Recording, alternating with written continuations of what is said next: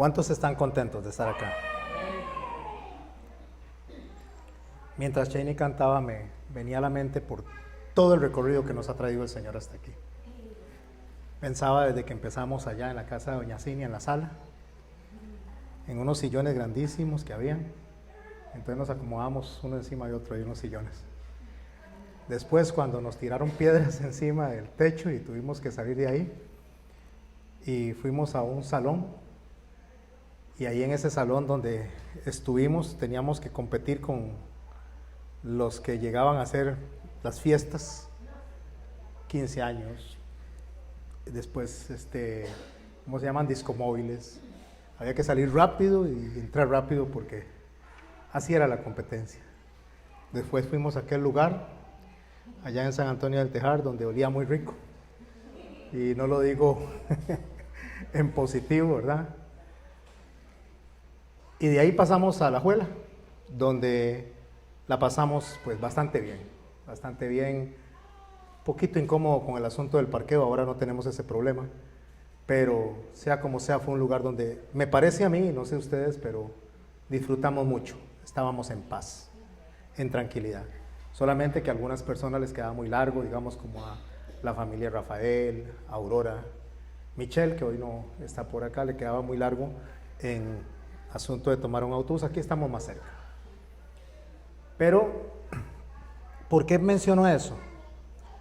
Porque hoy vamos a hablar de liberación. Y yo creo que Dios nos liberó.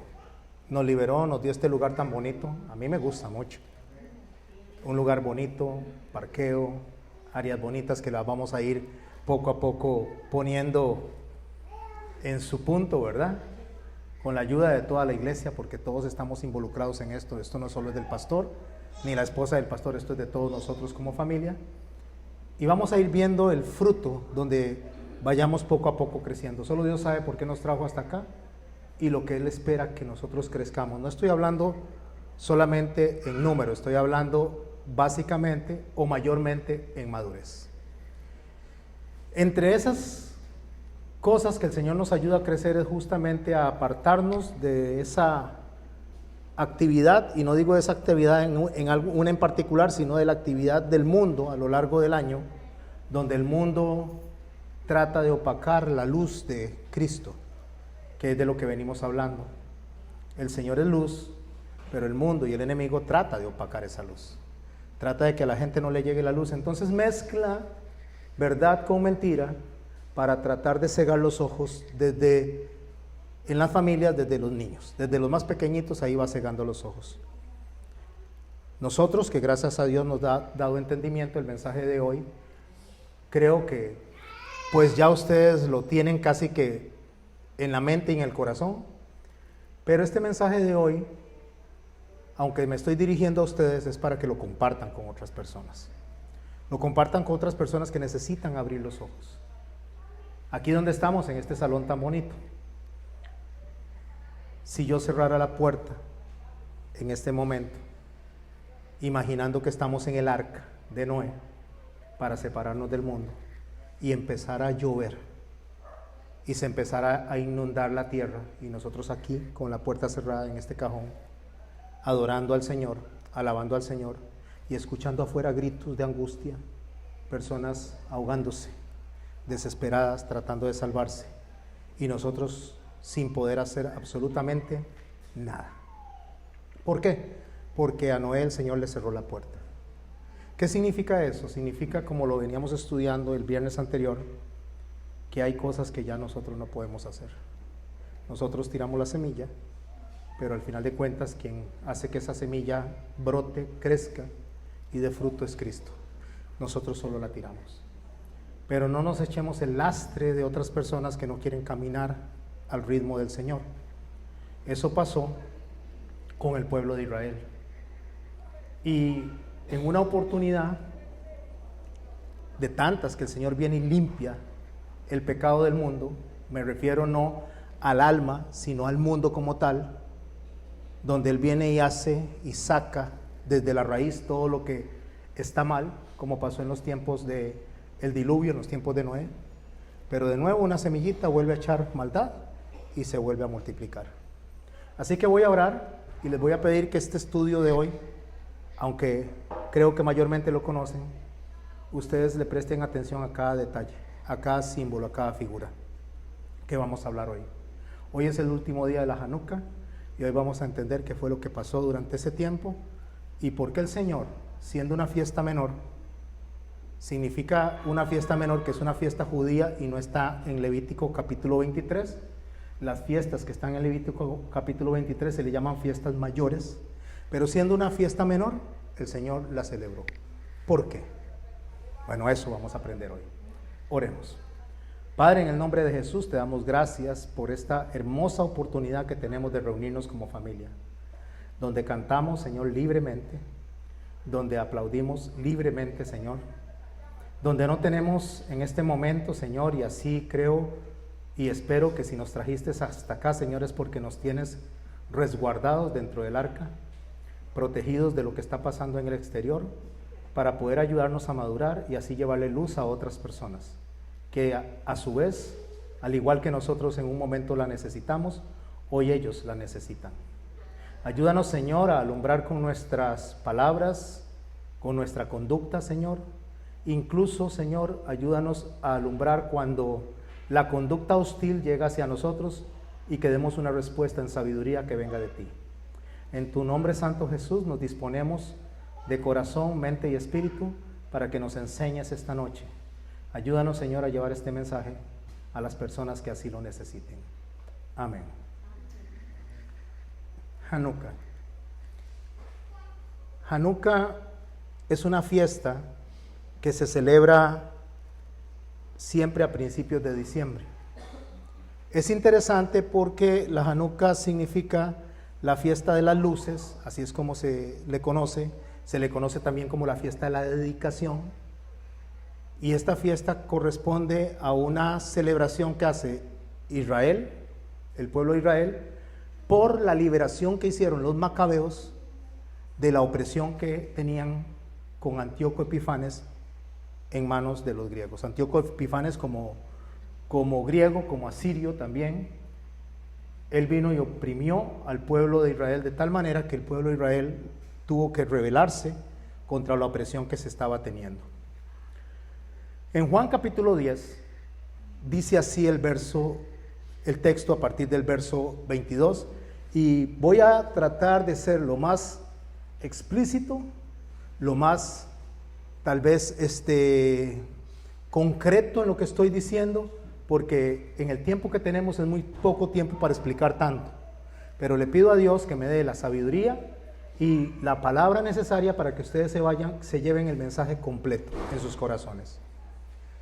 Dice el hermano Juan acerca de los tiempos en que el Señor andaba predicando. Verso 22 de Juan 10. Celebrase en Jerusalén la fiesta de la dedicación. Es la fiesta del Hanukkah. Es la fiesta de las luces, así se conoce también. Y dice que era invierno. Y Jesús andaba en el templo por el pórtico de Salomón, y lo rodearon los judíos y le dijeron: ¿hasta cuándo nos turbarás el alma? Si eres el Cristo, si tú eres el Cristo, dínoslo abiertamente. Jesús les respondió: os lo he dicho y no creéis. Las obras que yo hago en el nombre de mi Padre, ellas dan testimonio de mí. Pero vosotros no creéis, porque no sois de mis ovejas, como os lo he dicho. Hago una pausa aquí y recalco: porque no sois de mis ovejas. Tengan esto presente. ¿Qué era lo que hacía que no entendieran? ¿Qué era lo que hacían que no recibieran el mensaje? ¿Qué era lo que hacía que rechazaran a Jesús e incluso lo quisieran sacrificar? Porque no sois de mis ovejas. Verso 27. Mis ovejas oyen mi voz y yo las conozco y me siguen.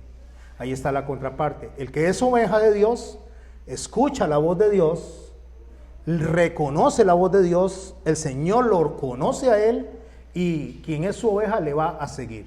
Seguir no solamente estamos hablando de seguirle en la manera física, sino en la manera espiritual, en la obediencia, en el alma rendida a los mandamientos del Señor, a los deseos del Señor. Yo les doy vida eterna y no perecerán jamás, ni nadie las arrebatará de mi mano. Mi Padre me las dio, es mayor que todos, y nadie las puede arrebatar de la mano de mi Padre. Yo y el Padre somos uno. ¿Qué es lo que pasa en este texto? ¿Qué pudieron ustedes captar en este texto? Bueno, probablemente hayan captado que el Señor Jesucristo está hablando de que Dios y Él son uno. Probablemente hayan captado también que el Señor le está diciendo a estas personas que ellos no son ovejas de Él, y la descripción que Él hace de la conducta de las ovejas que son de Él. Pero entre líneas, entre figuras, entre símbolos, hay un mensaje más profundo, un mensaje confrontador, un mensaje que nos va a llevar a nosotros a pensar en los tiempos de Noé. Así que iniciamos entrando al arca y cerrando la puerta. Y eso es lo que está pasando justamente en ese momento. El Señor está metiendo al arca a sus ovejas y está dejando afuera a los que no son sus ovejas. Pero sus ovejas, una vez que las pone en el arca, nadie las va a poder sacar de ahí. Nadie las va a arrebatar de su mano. El texto empieza hablando de que el Señor caminó ahí celebrándose la fiesta de la dedicación, la fiesta de la Hanukkah. Pero dice que era invierno, lo cual nos ubica a nosotros en Israel entre diciembre y enero. A principios de diciembre y finales de enero está el invierno en Israel, donde se llegan a tener temperaturas entre los 7 grados y los 14 grados. Un tiempo muy frío, extremadamente frío. Por lo tanto, no es tiempo para pastar las ovejas, porque si no se morirían de frío, se congelarían, lo mismo que los pastores. Con solo este mensaje, sabiendo que está alrededor de 5 grados, yo no sé si ustedes han experimentado una temperatura de 5 grados. Una vez fuimos a pasear con nuestros amigos a una ciudad en los Estados Unidos, donde estaban temperaturas entre los 4 y los 5 grados, y le digo que usted siente que se está muriendo. Mi esposa decía que ella se estaba congelando, que casi que sentía que le daba un infarto. Esto es un infierno, no, un infarto. Que casi, bueno, es que le daba un infierno por el dolor que estaba sintiendo. No, que le daba un infarto prácticamente. Yo, que no padezco de frío, sentía que estaba congelándome. 5 grados. Ya solo aquí nos dice que Jesús no pudo haber nacido en la fecha de diciembre en Israel por el clima y la temperatura que se alcanza en esa fecha. Tenía que haberlo hecho en otro tiempo, pues de septiembre a octubre, que es la fiesta de las trompetas. Iremos ahí en un rato. El texto dice que Jesús andaba en el templo por el pórtico de Salomón. Entonces hablemos un poquito del pórtico, porque el Señor está mencionando estas cosas con una razón. O sea, no hay en la Biblia ni una sola palabra que no tenga un contenido. Todas las palabras, incluso una sola letra, tiene un contenido y tiene un mensaje. Es lo que el Señor nos dice a nosotros acerca de la Yod y la Hei. Aunque usted escucha decir que el Señor dice que no pasará una tilde ni una jota, no es lo que está diciendo, porque no existen ni tilde ni jotas en el abecedario hebreo. Está hablando de una Yod y una Hei. Son letras hebreas que representan justamente al mismo Jesucristo, que no pasará absolutamente nada antes de que haya un cumplimiento de todas las profecías que están en la Biblia. Y si aquí estamos nosotros, significa que todavía faltan cosas por cumplirse. Hablemos del pórtico de Salomón y su simbolismo. Él está en el pórtico. En el contexto bíblico significa portal o entrada. Básicamente era la entrada principal al santuario. ¿Al santuario de qué? Del templo. ¿Qué hay en el santuario? En el santuario está la menorá, en el santuario está la mesa de los panes sin levadura, en el santuario está los panes de la proposición, en el santuario, en la parte del lugar santísimo, está el arca, esa es la figura que está ahí. O sea, el santuario significa la presencia de Dios, lo divino dentro de lo terrenal, significa la conexión con lo trascendental. ¿Qué es lo que quiero decir con eso? Que en el santuario, el Señor está pasando frente al pórtico de Salomón, donde adentro está el santuario y solamente el sumo sacerdote podía entrar ahí. En este momento nuestro sumo sacerdote no entró ahí, pero pasaba por ahí. ¿Por qué? Porque hay un mensaje en el pórtico de Salomón. Un mensaje que si no le prestamos atención, si no estudiamos a profundidad, no lo encontramos. Y de ahí que todas estas actividades que están pasando fuera de esta arca donde estamos en este momento metidos, las personas que están afuera están confundidas, algunos de manera intencionada, otros realmente en ignorancia, y la ignorancia no es pecado, porque una vez que se aprende, la ignorancia deja de ser tal y entonces se convierte en entendimiento lo que no se sabía antes. Bueno, en el pórtico de Salomón hay 2 columnas de 8 metros al frente, no sostenían nada, solo estaban ahí.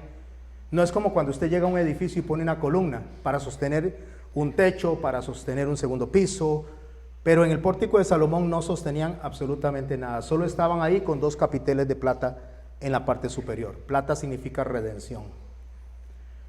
Eso lo encuentra usted en Primera de Reyes, capítulo 7, verso 21, estas 2 columnas. Dice así: estas columnas se erigió en el pórtico del templo, hablando de Salomón, y cuando hubo alzado la columna del lado derecho, le puso por nombre Jaquín, y alzando la columna del lado izquierdo, le puso por nombre Boaz. 2 columnas de 8 metros que su función no era sostener nada. ¿Por qué? Porque estas columnas lo que están reflejando es un cumplimiento profético de lo que iba a pasar en los tiempos de la dedicación y que el Señor lo iba a rectificar cuando iba a estar pasando por ahí. Porque Jaquín significa Dios establecerá. Esa era una de las columnas. Y la palabra Boaz significa se regocijará el rey. A ver si me voy explicando. Vea todos los símbolos que hay en solo un pasaje donde el Señor está pasando en los tiempos de la dedicación, tiempos de la Hanukkah, y el mensaje que le está mandando a aquellos entendidos, los que conocen la Torá y los que conocen la simbología. ¿Por qué no sostenían nada esas columnas? Porque no es para sostener nada de la tierra. Es una figura de lo que Dios va a establecer y como el rey se va a regocijar en el momento que Él venga y haga un cumplimiento profético de lo que Él hizo en ese momento, mas no ahí, sino a futuro. Estas columnas lo que representan son las promesas que Dios hizo a David acerca de la dinastía y del reino sempiterno que iniciaría con el Señor Jesucristo. Estas columnas lo que representan es el Señor rededicando el templo, porque así es como se llama. El tiempo de la dedicación, el tiempo de la Hanukkah es la rededicación del templo. ¿Por qué se rededica el templo? Porque había sido robado, porque había sido convertido en cueva de ladrones y de mercaderes, porque de la misma manera de hoy, el altar del Señor ha sido convertido en un mercado, en una farsa. Se cambió la fecha de septiembre en que el Señor nació y en el que el Señor vendrá por segunda vez, y se pasó a diciembre para confundir a toda la gente. Pero pastor, ¿y qué tiene que ver la fiesta de las luces? Recuerde que la fiesta de las luces es liberación. Liberación, rededicación del templo. Hablemos entonces de esta rededicación del templo. Hablemos de esta fiesta menor, que no aparece en Levítico 23, pero sí el Señor la practicó, el Señor caminaba por ahí. Las fiestas principales que aparecen en Levítico 23 son el Pesaj, que se da entre marzo y abril. Ahí es la fiesta de la Pascua, panes sin levadura, primeros frutos. Eso se da más o menos entre marzo y abril. Ese día fue en el día que el Señor fue crucificado, o esas fechas fueron en las fechas que el Señor fue crucificado y en las fechas que el Señor resucitó. Después otra de las fiestas mayores que se da en mayo se llama Shavuot o Pentecostés. Esa fiesta representa o nos recuerda cuando se entregó la Torá en el Sinaí y cuando se derramó el Espíritu Santo en el aposento alto en el libro de los Hechos, donde estaba la iglesia naciente, la iglesia que va a dar testimonio. Y después está la fiesta de las trompetas, que no se ha cumplido todavía, que es lo que nos proyecta a nosotros a la venida del Señor, que es el día en que Adán fue creado y también el día en que el Señor nació, pero no es eso lo que el Señor quiere que veamos, sino que veamos a futuro, porque la fiesta de las trompetas lo que representa es el shofarín, así se llama, fiesta de las trompetas, que es el tiempo del perdón, que es aquel tiempo en que hay que llegar al arrepentimiento antes de que el Señor venga por lo que a Él le pertenece, lo que a Él le corresponde. Ariana leía a lo suyo vino y los suyos no le recibieron. Entonces algunas personas dicen que estos son los judíos, que vino a los judíos y que los judíos no le recibieron. Cuando él dice a lo suyo vino, el texto está hablando de la creación, o sea, vino a lo que a él le pertenece, a toda la creación. Y en la creación los suyos no le recibieron.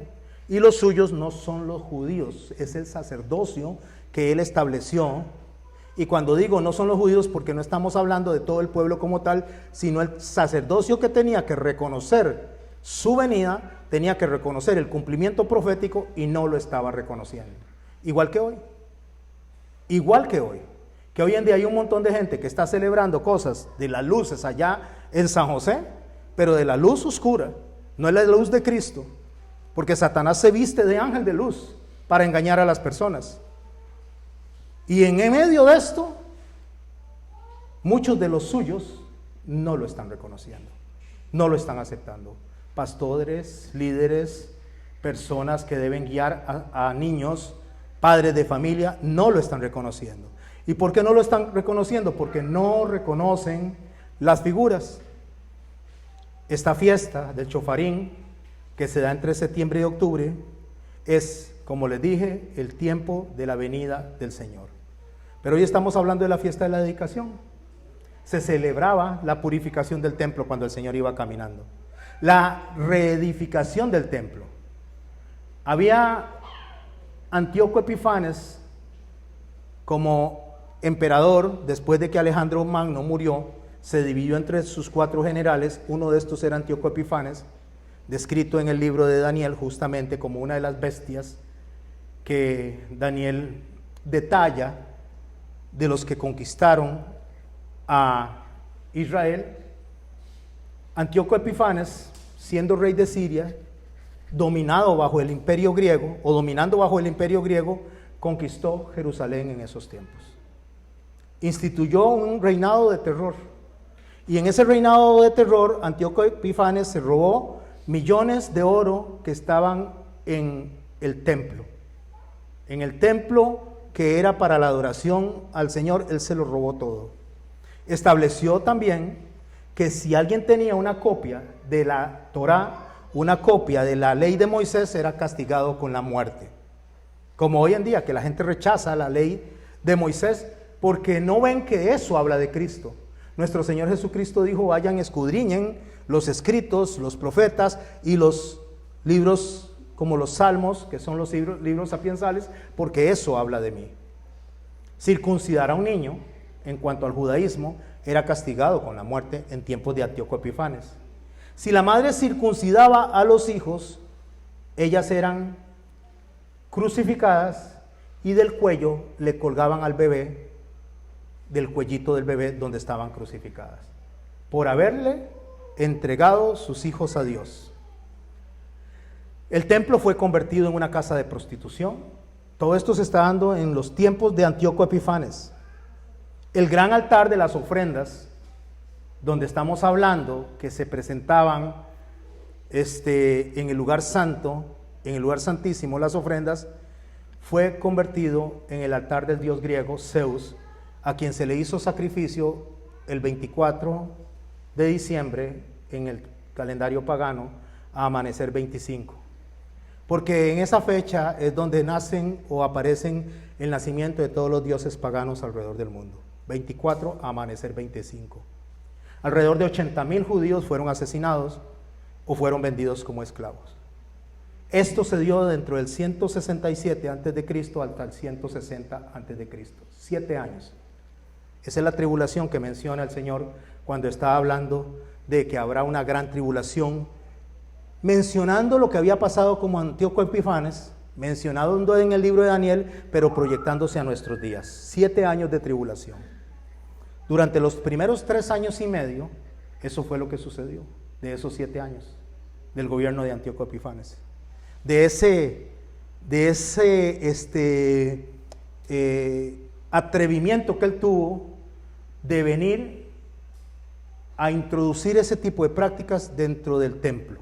Como hoy en día se han introducido montones de prácticas dentro de la iglesia, dentro de los altares de la iglesia, poniendo arbolitos de Navidad, poniendo duendes, poniendo druidas y poniendo un montón de cosas que están ligadas a cultos satánicos.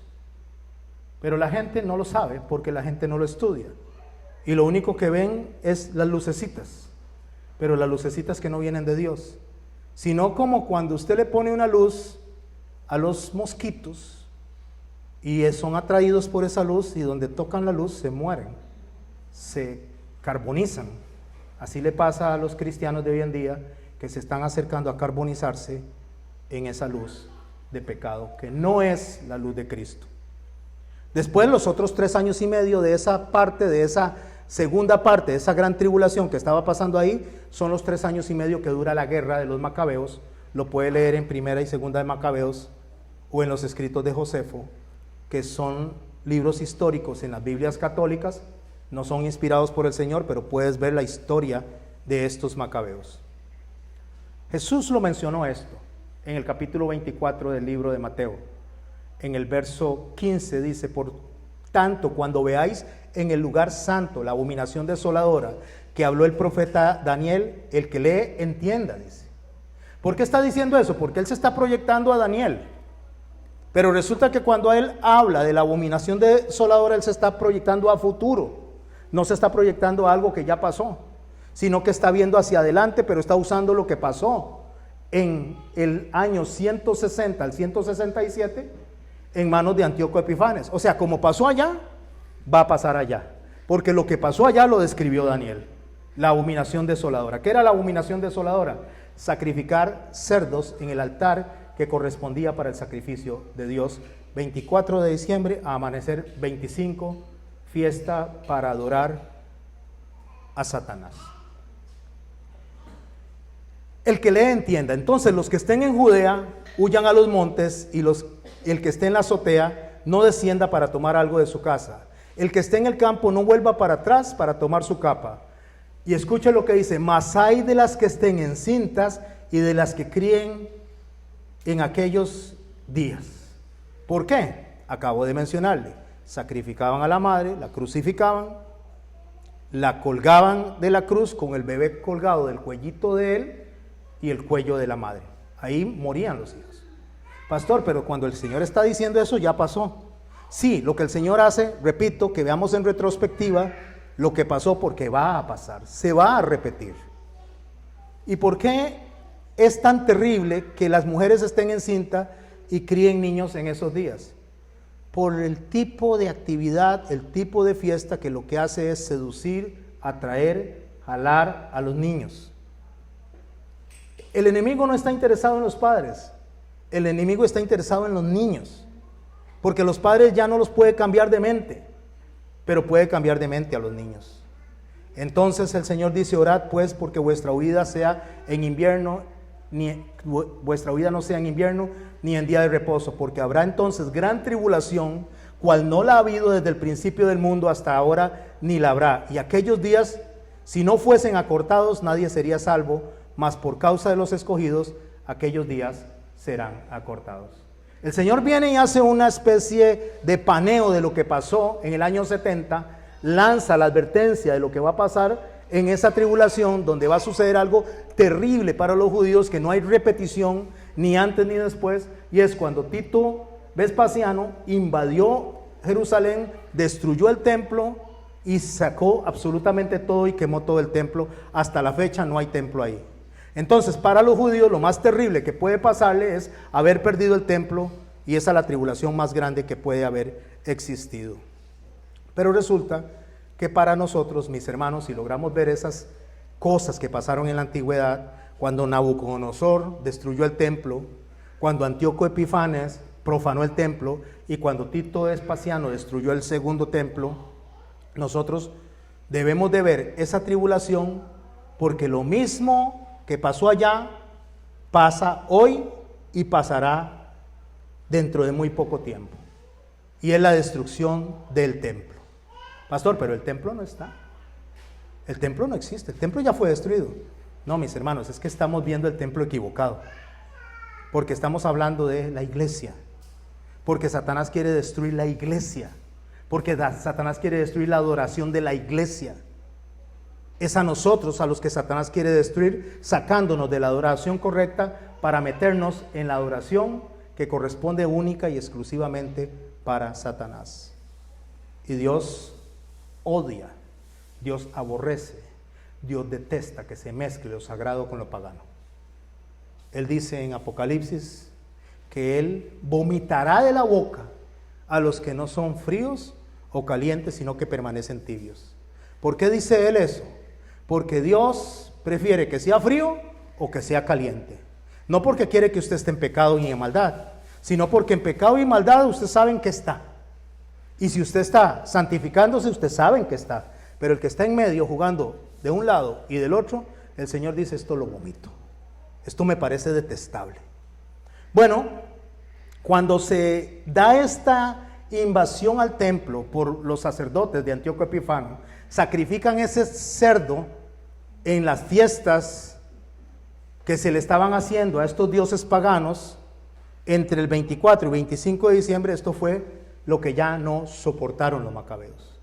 Entonces se desata una guerra que los libera de esos horrores a todos los judíos de la época. Una guerra que duró 3 años y medio, que es lo que dura la segunda parte de la tribulación. Vea cómo están todas las figuras ahí. La primera parte, los 3 años y medio, ellos soportaron todo esto que hizo Antíoco Epífanes, pero los otros 3 años y medio se desató una guerra para poderlo liberar, que la ganaron los macabeos. Siendo pocos, ganaron esa guerra. Bueno, así es como Jesús hará para terminar con esa profanación de su templo. Por eso el texto dice que Jesús andaba en el templo, o sea, caminaba por el templo, donde los mismos capiteles, los mismos columnas dicen que Él pasó por ahí para decir que eso Él lo iba a restaurar, Él lo iba a poner de nuevo como Dios lo quería, y Él se iba a glorificar en lo que iba a hacer. El texto no dice que Él andaba enseñando en esas fechas, no lo dice. En ningún momento dice que Él andaba enseñando o predicándole a las personas que estaban en las fiestas de la dedicación. El texto dice que Él andaba por ahí, andaba caminando, como hoy en día, mis hermanos, que cuando usted y yo hablamos de estas fiestas paganas, andamos por aquí, caminamos en medio de esto, no nos estamos metiendo a las casas de nadie, no nos andamos en los lugares de nadie. De esa misma manera estaba sucediendo con el Señor Jesucristo. Él solo andaba por el templo, pero los fariseos hostilmente lo querían apedrear. Jesús responde a unas preguntas que estos hostiles religiosos le hicieron. ¿Hasta cuándo nos turbarás el alma?, le dice. Si tú eres el Cristo, dínoslo abiertamente. Jesús respondió: os lo he dicho y no creéis.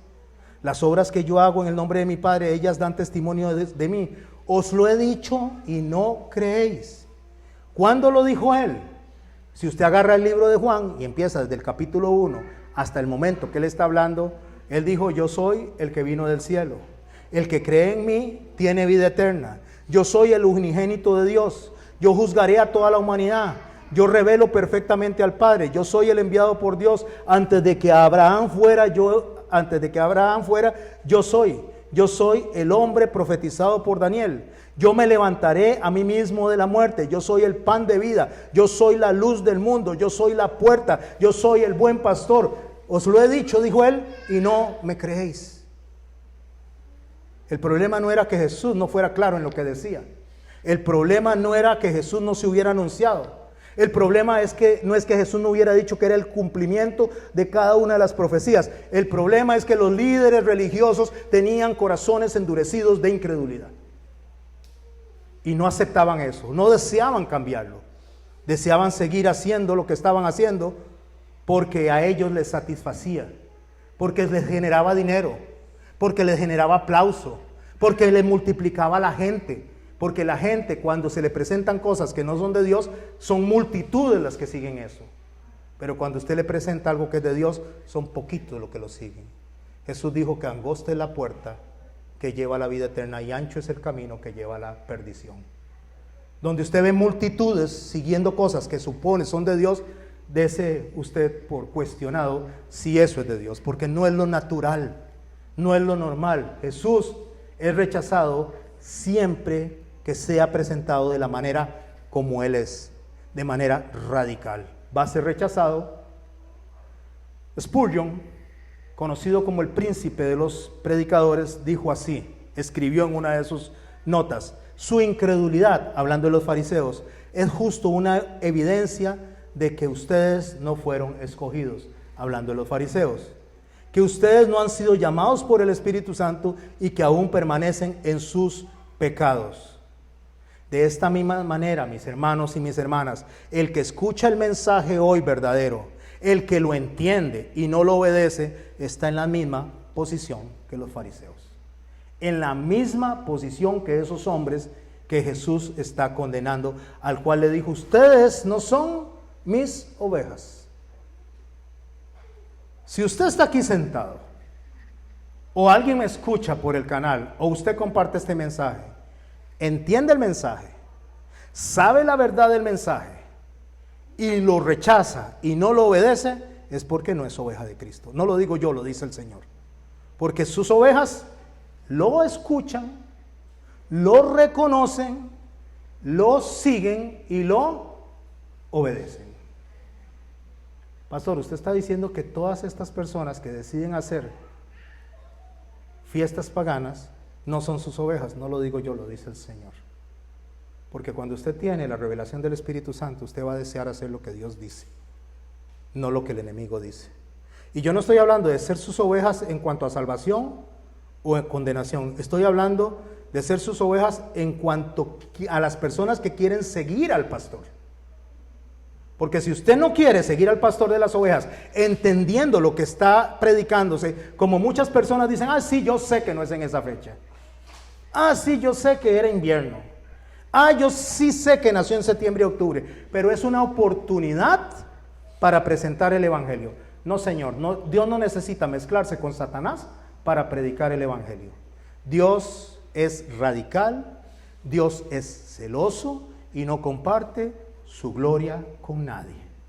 Es más, dice: si ustedes no son fríos o calientes y son tibios, los vomitaré de mi boca.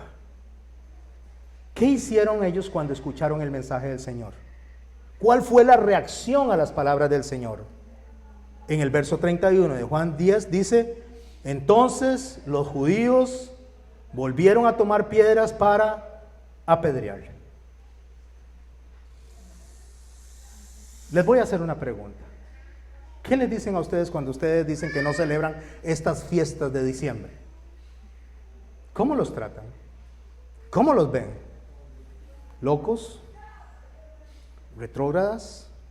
¿Religiosos? ¿Fanáticos? Y otras cosas más que les podrán decir. ¿O no es así? ¿Grinch? ¿No les han dicho Grinch? ¿Que son unos Grinch? Todo esto. Yo me puse a analizar esto. Eso es a nosotros. Porque la gente que hace las obras infructuosas de Satanás quieren que los respeten a ellos por irse al infierno. Y eso está razonable. El que quiere irse al infierno, pues que se vaya. Allá cada quien lo que quiere como destino eterno. Pero no nos respetan a nosotros. Quieren que se les respete a ellos, pero no nos respetan a nosotros. Entonces me puse a pensar: ¿qué pasa si Jesús hubiera nacido en el 2023 y se presentara hoy a celebrar el Pesach, nuestro Señor Jesucristo, a celebrar la fiesta de los panes sin levadura, o los primeros frutos? ¿Qué pasaría si el Señor estuviera caminando entre nosotros ahora en el 2023 a celebrar el Pentecostés? ¿Qué pasa si nos invita a celebrar la fiesta de las trompetas, el Yom Kippur, los tabernáculos, el mismo Señor Jesucristo, de su propia boca saliendo la invitación? Si en estos días caminara a celebrar los días de la dedicación, ¿qué pasaría? ¿Sabe qué pasaría? Muy probablemente muchos pastores y muchos cristianos lo acusarían de judaizante. Le dirían: usted, Jesús, sabe que eso era para los judíos, aunque él es judío. Usted sabe que no es para nosotros. Tratarían de apedrearlo y lo volverían a crucificar. Porque el que no es oveja de Cristo, esto le parece una locura, y en lugar de alinearse al Señor, tratan de eliminar la luz que les está alumbrando porque no quieren cambiar. La luz vino al mundo y decidieron apagarla en una cruz. Pero resulta que esa luz no se puede apagar nunca. Nadie la puede apagar. Sigue alumbrando hasta el día de hoy y por eso usted y yo estamos sentados aquí. Por eso usted y yo no celebramos estas fiestas paganas. A muchos de ustedes les ha costado. Les ha costado porque donde se sienten aparte de la familia, donde se sienten señalados por la familia, sucumben muchas veces a la presión de familia. Y quiero decirles, mis hermanos y mis hermanas, lo que el Señor le diría a usted acerca de lo que Él estableció como verdad y que tenemos que seguirlo a Él. Quien ama más a su padre y a su madre que a mí, no es digno de mí. Si usted no es radical en hacer lo que Dios dice, por no ofender a su papá y a su mamá, el Señor le dice, usted no es digno de mí. Quien ama más a su papá, a su mamá, hermano o hijo, más que a mí, no es digno de mí.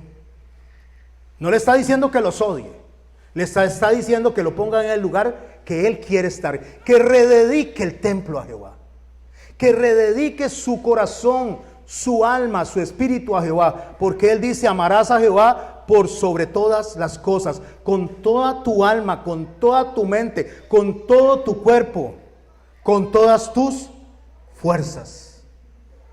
Pero no se ponga a pensar en las diferentes palabras, concéntrese en Él todo. Porque el Señor lo que está diciendo es, sea absoluto en lo que hace para mí. Sea totalmente entregado a mí. Señor, pero es que a mí me dicen que eso ya pasó. Señor, es que a mí me dicen que eso era para los judíos. Señor, es que a mí me dicen que no importa porque hay una buena intención en el corazón y es una buena oportunidad para poder presentar el evangelio de Cristo. Jesús no usa a Satanás para presentar su evangelio. Jesús usa al Espíritu Santo para presentar su evangelio. Jesús utiliza la palabra escrita en la Torá para presentar sus mandamientos y cómo reconocerlo a Él. Y Jesús dijo en Mateo 5, en el verso 17, no penséis que he venido a abrogar la ley o los profetas. No he venido para abrogar, sino para cumplir. Porque de cierto os digo que hasta que perezca el cielo y la tierra, ni una yod, ni una hei pasarán de esta ley hasta que todas las cosas sean hechas. De manera que cualquiera que infringe uno de estos mandamientos muy pequeños y así enseñare a los hombres, muy pequeño será llamado en el reino de los cielos. Si usted no le da a Dios el todo y solo le da partes, porciones, el Señor dice, te vomitaré de mi boca. ¿Puede entender eso? Te vomitaré de mi boca. Yo no le estoy diciendo que vaya y se pelee con su familia, es que le diga, esto no lo celebro, yo no participo en eso, respéteme, yo le respeto, pero no participo en eso. Y si tiene que tomar una decisión que sea radical, porque Dios nos llama a ser radicales. Amarás a Dios por sobre todas las cosas. Y eso significa hasta la muerte. Y si es necesario morir por Él, hemos de morir por Él. Y mi hermano y mi hermana, si no podemos decirle que no a una persona porque tenemos amistad, porque tenemos un lazo de familiaridad, ¿cómo decimos que moriríamos por Cristo? Eso es una mentira, es una falacia. Si ni siquiera le podemos decir que no celebro estas fiestas, estas actividades, rededico mi alma, rededico mi templo al Señor, ¿cómo podemos decir que vamos a morir por Cristo? Eso es una mentira. Si le tenemos más miedo a la familia, le tenemos más miedo a los amigos, le tenemos más miedo a los compañeros de trabajo, que a lo que Dios puede hacer con nosotros por haberlo despreciado, por haber pisoteado su sangre. ¿Saben por qué es tan grave? ¿Saben por qué es tan grave lo que está diciendo el Señor? En Hebreos 10 dice en el verso 26, porque si pecáremos voluntariamente después de haber recibido el conocimiento de la verdad, ya no queda más sacrificio por los pecados, sino una horrenda expectación de juicio y de hervor de fuego que ha de devorar a los adversarios. El que viola la ley de Moisés, y ahí están incluidas las fiestas, por el testimonio de 2 o 3 testigos, muere irremisiblemente. ¿Y qué más testigo que el Espíritu Santo? ¿Qué más testigo que la obra de Cristo? ¿Qué más testigo que el Dios mismo? Diciendo, ustedes no están haciendo lo que yo les estoy pidiendo. ¿Cuánto más pensáis que merecerá? Escuche lo que dice la palabra de Dios: el que pisoteare al Hijo de Dios y tuviere por inmunda la sangre del pacto, en la cual fue santificado, e hiciere afrenta al Espíritu de la gracia. No abusemos de la gracia. No abusemos de la misericordia de Dios, porque el Señor dice en el verso 30, pues conocemos al que dijo, mía es la venganza, yo daré al pago, dice el Señor.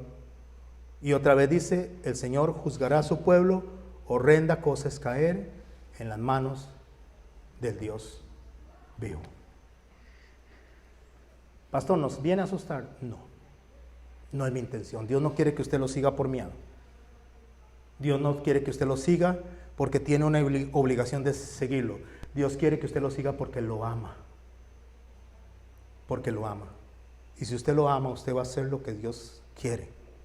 Porque es su amor eterno. Porque no hay nadie como Él. Porque Él ocupa el primer lugar de su corazón.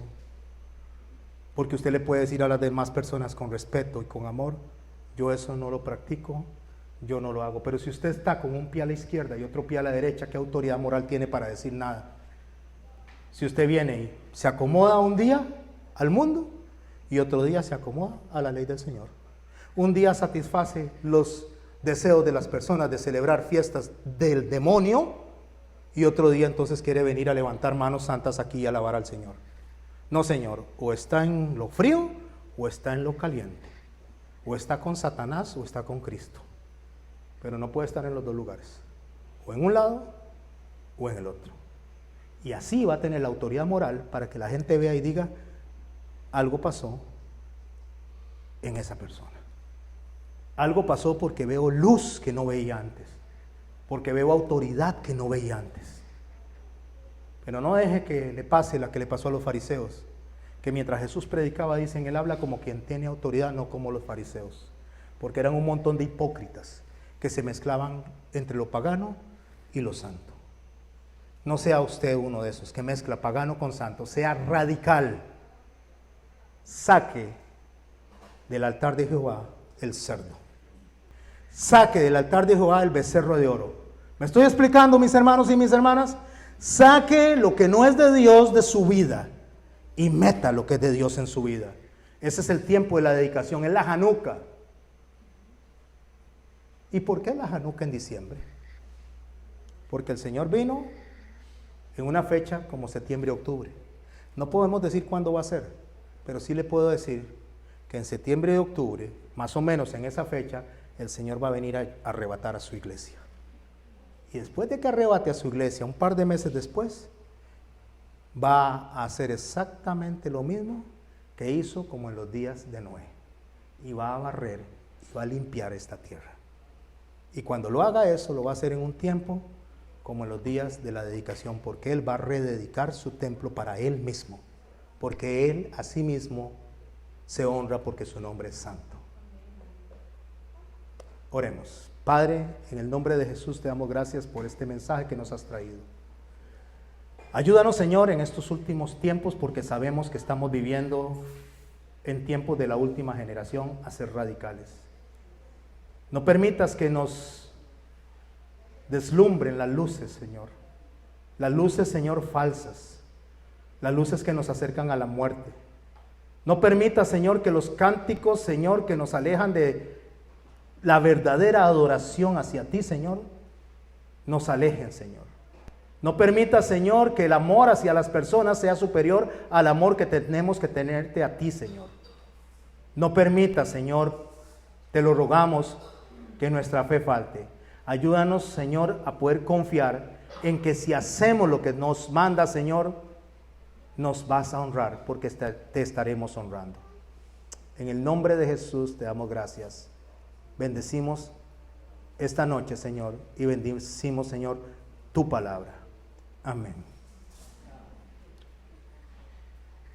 Vamos a tener un canto con Cheney y después nuestro hermano Will estará despidiéndonos. Pregunta: ¿cuántos de los que escucharon aquí entendieron el mensaje hoy?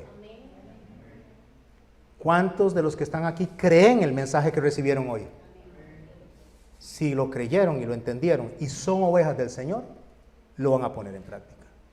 Si lo entendieron y lo creyeron y no lo ponen en práctica, no sos una oveja del Señor.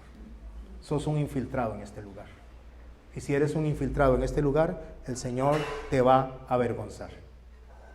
Porque el Señor no va a dejar al impío sin su justo castigo. Cheney. Anhelamos tu venida, Señor.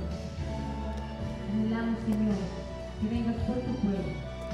Clamamos a ti, Señor, por tu venida gloriosa. Ayúdanos a permanecer santos, sin mancha y sin arruga. Ante la Rey de todo corazón en esta noche y dile, Señor, vuelve por tu pueblo. Vuelve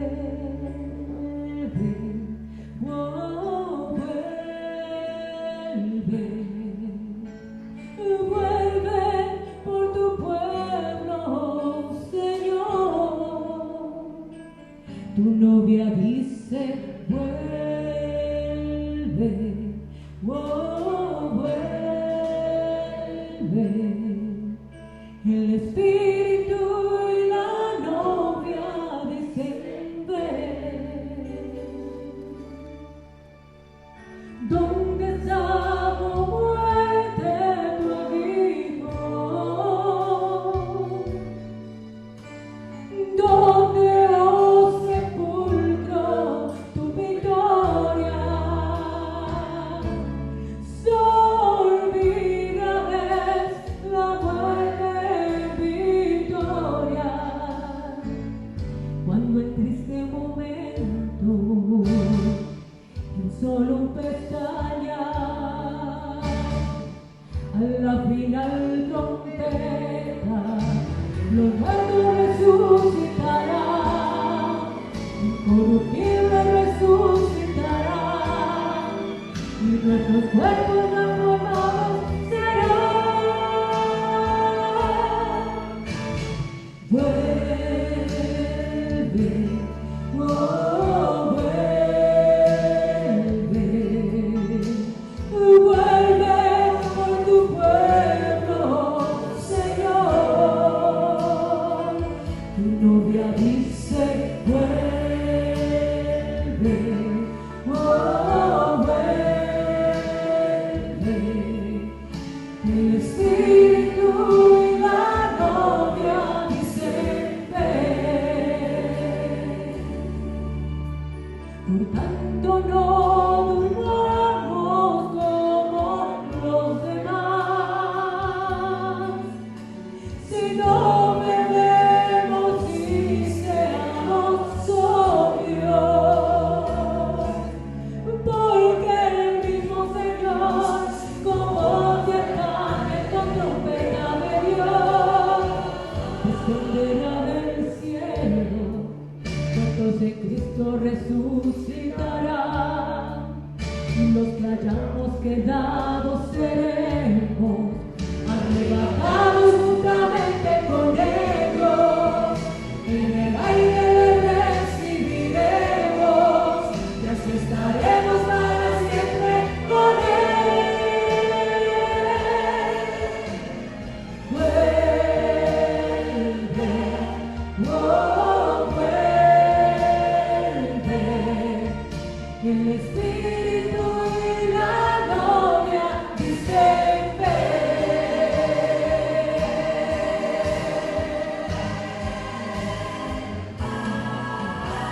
por tanto no durmamos como los demás, sino velemos y seamos sobrios, porque el mismo Señor, como de arcángel con trompeta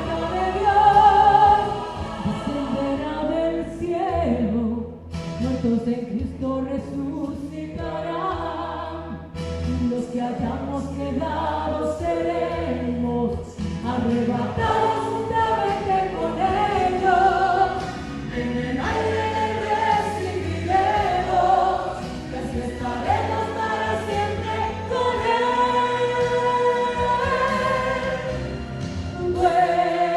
Vuelve, oh, vuelve, el Espíritu y la novia dicen ven. Vuelve, oh, vuelve, vuelve por tu pueblo, oh Señor. Tu novia dice vuelve, oh, vuelve, el Espíritu y la novia dicen ven.